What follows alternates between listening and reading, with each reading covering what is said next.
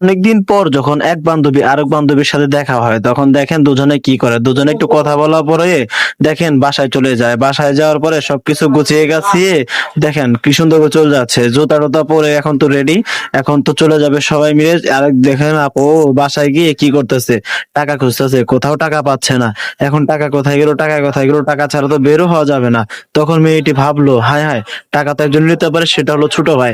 নিচে ছোট ভাইটা গিটার বাজাচ্ছিল, গিটার বাজানোর সময় আপুর সাথে কথা বলতেছে, আমি তোমার টাকা নেই নে। মেয়ে বলতেছে তুমি তো আমার টাকাগুলো নিচ্ছ, টাকাগুলো দিয়ে যাও। তখন করলো কি যে মেয়েটা কোথায় রাখছে কিন্তু মেয়েটা জানা না। তখন তার ছোট ভাইগুলোকে একটা ব্যাগ বের করে দিল, ব্যাগের ভিতরে অনেকগুলো টাকা ছিল, সেই টাকাগুলো নিয়ে এখন বাজারে চলে যাবে।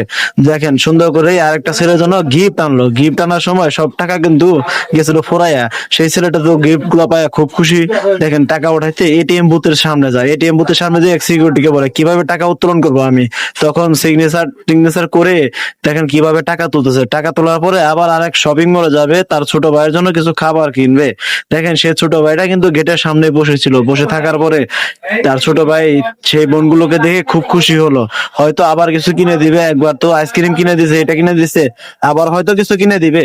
এর জন্য দেখেন সেখানে বসেছিল, যখন তাকে রেখে চলে যাচ্ছে তখন দেখেন ছোট ভাইরা কি কান্না করতেছে।